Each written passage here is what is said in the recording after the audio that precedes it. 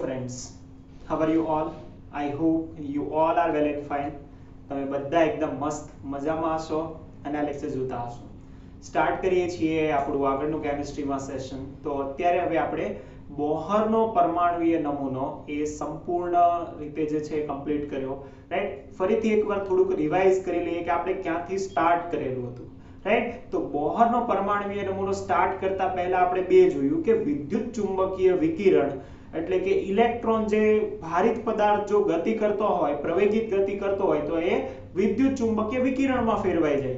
અને ઇલેક્ટ્રોન પણ ભારિત કણ છે અને એ પણ વિદ્યુત ચુંબકીય વિકિરણ જ છે, રાઈટ. તો વિદ્યુત ચુંબકીય વિકિરણનો દ્વૈત સ્વભાવ આપણે જોયું. દ્વૈત સ્વભાવમાં પણ પહેલા આપણે જોયું એનો તરંગ સ્વભાવ, અને એની અંદર આપણે ઇલેક્ટ્રોમેગ્નેટિક રેડિયેશન અથવા તો ઇલેક્ટ્રોમેગ્નેટિક વિદ્યુત ચુંબકીય વિકિરણ વિશે જોયું, રાઈટ. એ વિકિરણ કઈ રીતે આગળ વધે છે, એની લાક્ષણિકતાઓ શું છે, રાઈટ, એના પેરામીટર્સ શું છે, એના વિશે શરૂઆતમાં વાત કરી.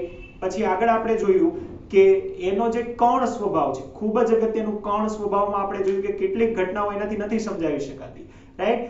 એ ઘટનાઓને સમજવા માટે કર્ણ સ્વભાવ મેક્સ પ્લાન્ક લઈને આવ્યા. એમાં આપણે કીધું કે એની પાસે ઊર્જા હોય, કેટલી ઊર્જા હોય, તો એને આપણે કીધું ક્વોન્ટમ જેટલી. એ ક્વોન્ટમ શું હોય તો કે h મ્યુ ઊર્જા ધરાવતું હોય.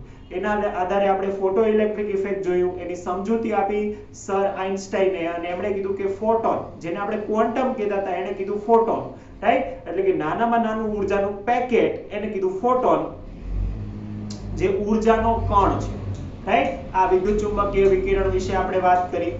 આગળ આપણે સેમ એમાં આપણે કીધું કે બંનેનો જે દ્વૈત સ્વભાવ જે છે વિદ્યુત ચુંબકીય વિકિરણનો, એ માન્ય કરવામાં આવ્યો. અને પછી ખૂબ જ અગત્યનું ઇલેક્ટ્રોનના ક્વોન્ટીકૃત ઇલેક્ટ્રોનના શક્તિ સ્તર જોયા, એના પુરાવાઓ જોયા કે કઈ રીતે ખબર પડી, તો કે વર્ણપટ પરથી ખબર પડી. એના આધારે આપણે પરમાણુય વર્ણપટ જોયો, અને પછી આપણે ધી મોસ્ટ ઇમ્પોર્ટન્ટ બોહરનો પરમાણુય નમૂનો શરૂ કર્યો. અને પછી આપણે હાઇડ્રોજન રેખા વર્ણપટની સમજૂતી મેળવી કે શા માટે વર્ણપટ રચાય છે, રાઈટ. શા માટે ઇલેક્ટ્રોન સંક્રાંતિ કરે છે. બોહરના પરમાણુય નમૂના પરથી એક વાત તો કમ્પ્લીટ ક્લિયર થઈ ગઈ કે ઇલેક્ટ્રોન ક્યાંય બીજે ગતિ ના કરી શકે. એ યા તો પહેલી કક્ષામાં ગતિ કરી શકે, યા તો બીજી કક્ષામાં ગતિ કરી શકે. ઇન બિટવીન ક્યાંય ગતિ કરી શકે નહીં. એવું ન થાય કે 1.5 ની કક્ષામાં ગતિ કરે છે, યા તો પહેલી યા તો બીજી, રાઈટ. વચ્ચે ક્યાંય ઇલેક્ટ્રોન હોતો નથી. આવું બોહરના પરમાણુય નમૂનાથી સાબિત થયું. અને જો ઇલેક્ટ્રોનને પહેલીમાંથી બીજીમાં, બીજીમાંથી પહેલીમાં જવું હોય, તો એ ઊર્જાનું શોષણ અથવા તો ઉત્સર્જન કરે. કેટલી ઊર્જાનું શોષણ ઉત્સર્જન કરે એ પણ આપણે મેઝર કરી અને એ પણ જોયું. તો આ હતો બોહરનો પરમાણુય નમૂનો, ખૂબ જ અગત્યનો છે. અને આ લેક્ચરમાં આપણે એની મર્યાદાઓ જોઈશું. એટલે બોહરનો પરમાણુય નમૂનો થશે પૂરો. આપણે આગળ બીજા નમૂનાની વાત કરીશું, રાઈટ. તો હવે તમારે ફરીથી એકવાર કામ કરવાનું કે જેટલું સ્ટાર્ટિંગ થી લઈને જે વિદ્યુત ચુંબકીય વિકિરણનો દ્વૈત સ્વભાવ શરૂ કર્યો ત્યાંથી લઈને મર્યાદા, આ જેટલા લેક્ચરની સિરીઝ છે એને ફરીથી જુઓ, કેમ કે તો તમને વધારે બેટર આઈડિયા આવશે, રાઈટ. કેમ કે એ વિકિરણ કઈ રીતે ઉત્સર્જિત થાય છે એવા ઘણા બધા કન્સેપ્ટ ત્યારે ના સમજાય હોય, પાછા ક્લિયર થશે અને વ્યવસ્થિત રીતે ક્લિયર કરો. ફાઇન. ચલો, તો આપણે કહીએ છીએ બોહરના પરમાણુય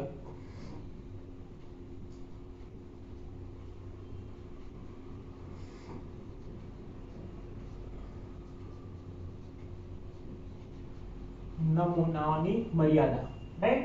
પરમાણુય નમૂનાની મર્યાદા, ઘણી બધી મર્યાદાઓ છે. આપણે મુખ્ય બે આપેલી છે, આપણે બધી લિસ્ટ કરવાના છીએ. પહેલી ખૂબ જ અગત્યની મર્યાદા, ખૂબ જ અગત્યની, એ આપણે લખેલી પણ હોય, રાઈટ. શું તો કે હાઇડ્રોજન જેવી સ્પીસીસને જ સમજાવી શકે, એટલે કે એક ઇલેક્ટ્રોન ધરાવતી સ્પીસીસને જ સમજાવી શકે છે, રાઈટ. એક ઇલેક્ટ્રોન હાઇડ્રોજન જેવી, હાઇડ્રોજન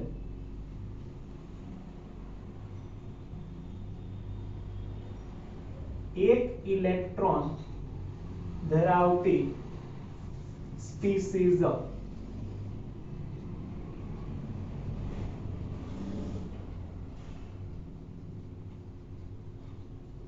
જેમ કે આપણે કહીએ છીએ લિથિયમ, હિલિયમ પ્લસ, રાઈટ. હિલિયમમાં 2 ઇલેક્ટ્રોન હોય, એક ઇલેક્ટ્રોન ગુમાવી દે તો બની જાય હિલિયમ પ્લસ, રાઈટ. લિથિયમમાં 3 ઇલેક્ટ્રોન હોય, 2 ઇલેક્ટ્રોન ગુમાવી દે તો બની જાય 1 ઇલેક્ટ્રોન.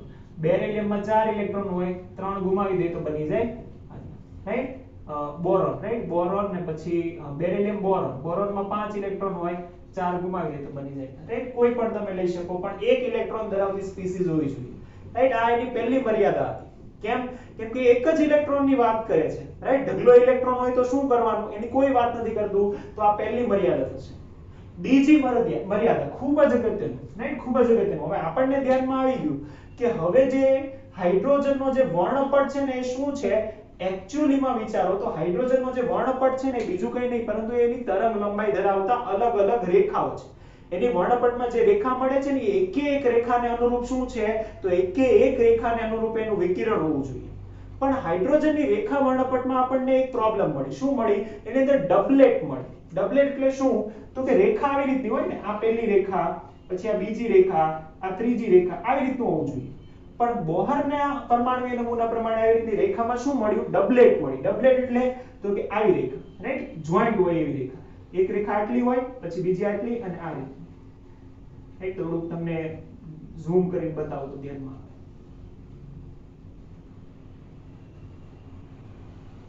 રાઈટ? આવી રીતની ડબલેટ, રાઈટ? ડબલેટ રેખા મળી. ડબલેટ એટલે શું? ડબલેટ એટલે કે બે રેખાઓ ભેગી થયેલી હોય ને એવું મળ્યું, રાઈટ? સિંગલ રેખા એ વર્ણપટ પ્રમાણે તો એક જ રેખા મળવી જોઈએ, રાઈટ? આવી સિંગલ રેખા મળવી જોઈએ કેમ કે એને અનુરૂપ કોઈ વિદ્યુત ચુંબકીય વિકિરણ હોય, પરંતુ ડબલેટ મળી. આવી રીતે ટ્રિપલેટ પણ મળી. ટ્રિપલેટ એટલે ત્રણ રેખાઓ ભેગી થયેલી છે. આવી ડબલેટ અને ટ્રિપલેટ મળી કે જેનું કોઈ માહિતી બોહરના પરમાણુય નમૂનામાં મળતી નથી. એટલે આપણે કહીએ છીએ કે હાઇડ્રોજનના રેખા વર્ણપટમાં મળતી ડબલેટ, ડબલેટ એટલે બે રેખાઓ ભેગી થયેલી હોય એને આપણે કહીશું ડબલેટ.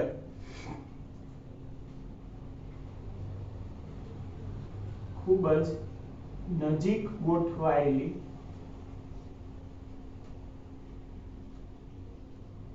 બે રેખા મળતી ડબલેટ અને ટ્રિપલેટ, ત્રણ રેખા નજીક ગોઠવાયેલી તેને કહેવાય ટ્રિપલેટ. સમજાવવામાં નિષ્ફળ, સમજાવવામાં નિષ્ફળ. બીજી મર્યાદા, રાઈટ? બીજું કે આ ખાલી હાઇડ્રોજનનો રેખા વર્ણપટ સમજાવી શકે, પરંતુ બીજા પરમાણુઓનો રેખા વર્ણપટ સમજાવી શકાતો નથી, રાઈટ? બીજા પરમાણુઓ માટે, રાઈટ, માત્ર હાઇડ્રોજન માટે વર્ણપટ સમજાવી શકાય છે.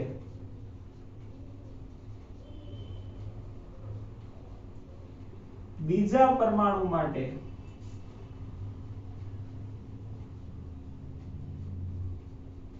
મળતા વર્ણપટ સમજાવી શકાતા નથી.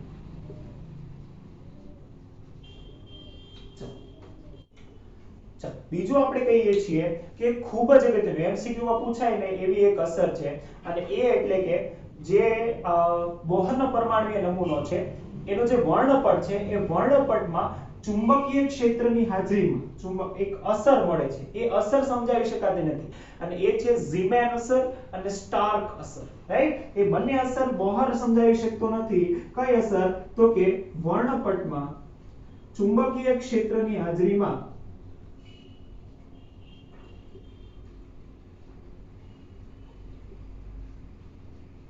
મળતી ચુંબકીય ક્ષેત્રની હાજરીમાં મળતી ઝીમેન અસર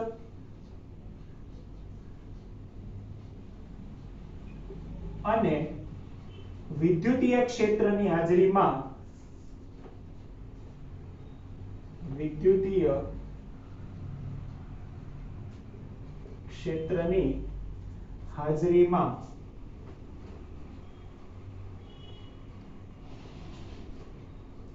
ઉદ્ભવતી સ્ટાર્ક અસર. જો આ છે ને એમસીક્યુ માં પૂછાઈ શકે. કઈ રીતે?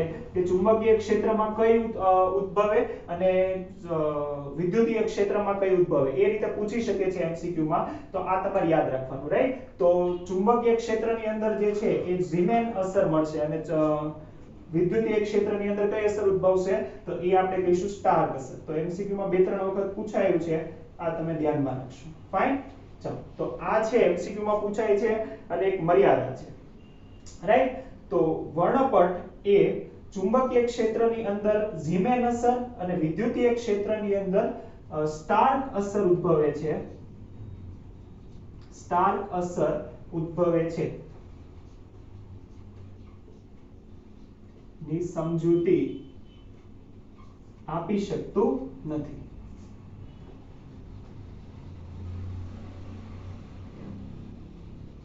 તો આ મર્યાદા હતી અને હજી એક છેલ્લી મર્યાદા આપણને આપેલી છે અને છેલ્લી મર્યાદામાં આપણને શું કીધું છે? હવે બંધની વાત કરી છે કે કોઈ પણ રાસાયણિક બંધ કઈ રીતે બને. હવે પહેલી જ વાત જો એ એક જ ઇલેક્ટ્રોન માટે વાત કરવાના છે એટલે જેની પાસે બહુ બધા ઇલેક્ટ્રોન છે એનો તો કોઈ સવાલ જ નથી થતો. એટલે જો એક કરતા વધારે ઇલેક્ટ્રોન હોય એની ઉપર બંધ બનતો હોય તો એ બંધ કઈ રીતે બને છે? એટલે રાસાયણિક બંધન જે છે રાસાયણિક બંધન તો આ સમજાવી શકતું નથી એટલે કે રાસાયણિક બંધન સમજવામાં રાસાયણિક બંધન સમજાવવામાં નિષ્ફળ જાય છે. રાઈટ રાસાયણિક બંધનને સમજાવી શકતું નથી કે કઈ રીતે એક્ચ્યુઅલીમાં બંધ રચાય છે. રાઈટ બંધ શું છે એના વિશેની તો કોઈ માહિતી જ નથી. રાઈટ બે પરમાણુઓ જોડાયા તો અણુ બનાવે છે એ શા માટે બનાવે છે એની તો કોઈ માહિતી નથી. રાઈટ તો એ પણ એક ઇમ્પોર્ટન્ટ પાર્ટ હતો કે જે બોહરનો પરમાણુય નમૂનો સમજાવી શકતો. તો આના પરથી આપણે કહી શકીએ કે હવે બોહરનો પરમાણુય નમૂનાએ ઘણી બધી બાબતો સમજાવી છે, ઘણું બધું એક્સપ્લેન કર્યું છે, પણ છતાં મર્યાદા આવી એનો મતલબ એવો કે કોઈક સારા પરમાણુય નમૂનાની આપણને જરૂર ખરી. કોઈક સારો આનાથી પણ બેટર પરમાણુય નમૂનો આપણને જરૂર છે કે જેના આધારે આપણે પરમાણુને સમજાવી શકીએ. ખૂબ જ અગત્યનું એના બંધનને સમજાવી શકીએ, એની અંદર ઇલેક્ટ્રોનની ગોઠવણીને સમજાવી શકીએ. રાઈટ એની અંદર જે બાકીના ઇલેક્ટ્રોન જે છે એ કઈ રીતે ગોઠવાયેલા છે એને સમજાવી શકીએ. આની આવશ્યકતા ઊભી થઈ અને એટલા માટે the most important and last model right જે પ્રેક્ટિકલી આપણે અત્યારે યુઝ કરીએ છીએ એ મોડેલ અને એ એટલે quantum mechanical model of atom. પરમાણુનું ક્વોન્ટમ યાંત્રિકીય નમૂનો. રાઈટ ક્વોન્ટમ ફિઝિક્સના આધારે છે. તો એ ખૂબ જ આ છે ને એકદમ લેટેસ્ટ મોડેલ છે. લેટેસ્ટ છે એટલે તમે એવું છે ને પરફેક્ટ બધું આપણને જે છે એઝ ઇટ ઇઝ ભણશું પણ નહીં. રાઈટ એની અંદર આપણે જે શ્રોડિંજર ઇક્વેશન છે શ્રોડિંજર ઇક્વેશન પણ નહીં ભણીએ. તો આપણે એનું બેઝિક આઈડિયા મેળવીશું કે જેનાથી આપણે પરમાણુ સમજી શકીએ. રાઈટ તો એ આપણે આઈ થિંક નેક્સ્ટ લેક્ચરમાં કવર કરીશું, સ્ટાર્ટ કરીશું. સેમ બોહરના પરમાણુય નમૂનાની જેમ એનો પણ બેઝ છે. એ કયા બે બેઝના આધારે છે? તો પહેલા બે બેઝની વાત કરીશું, દ્વૈત સ્વભાવ દ્રવ્યનો અને પછી અનિશ્ચિતતા, અને પછી આપણે જે છે મોડેલ આપણે કહીશું. તો સેમ બોહરના પરમાણુય નમૂના જેવો છે, પણ એની પહેલા ફરીથી એકવાર હું રિક્વેસ્ટ કરું કે આખે જે બોહરનો પરમાણુય નમૂનો છે એને રિવાઇઝ કરો, કેમ કે ખૂબ જ અગત્યનો છે અને સૌથી વધારે જે છે પ્રશ્ન આના પરથી આવે છે. ફાઇન, ચાલો તો આ થયો બોહરનો પરમાણુય નમૂનો અહીંયા સંપૂર્ણપણે કમ્પ્લીટ, અને આ જે છે એની મર્યાદાઓ પણ અહીંયા થશે પૂરી. રાઈટ તો આ હતી એની મર્યાદાઓ. ફાઇન, ચાલો તો આપણે કહીએ છીએ બોહરના પરમાણુય નમૂનાની મર્યાદાઓ પૂરી. કે તો આ લેક્ચરમાં અહીંયા સુધી રાખીએ છીએ. નેક્સ્ટ લેક્ચરમાં આપણે નવો પરમાણુય નમૂનો શરૂ કરીશું. ત્યાં સુધી stay safe, take care, thank you.